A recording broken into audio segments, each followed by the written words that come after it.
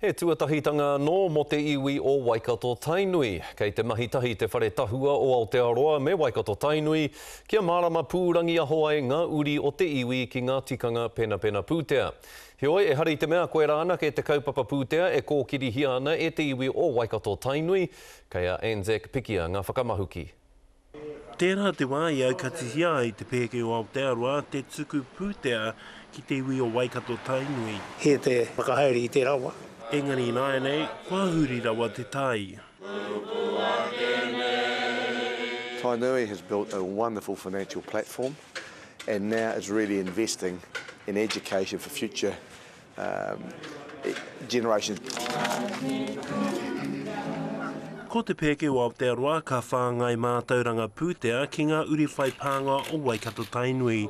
Ka āwhina hoki te pēke me PricewaterhouseCoopers i ngā kaitiaki pūtea o ia marae o Waikato kia tino eke i roto i a rātou mahi, rauhi moni. Tino mihi ana ki te ara taura, ana ki te kauhanga nui, me o tāua āpia.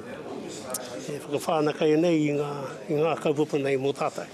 He karahipi hoki kua whakarite ama ngā kaimahi o Waikato Tainui kia tae atu ki e te wānanga mātauranga pūtea. It's fundamental to our country, to our iwi, to all New Zealanders that financial literacy, the more people understand, I think the stronger our country will be going forward.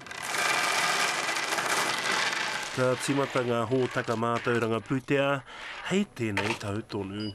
Anzac Pikia, te karere.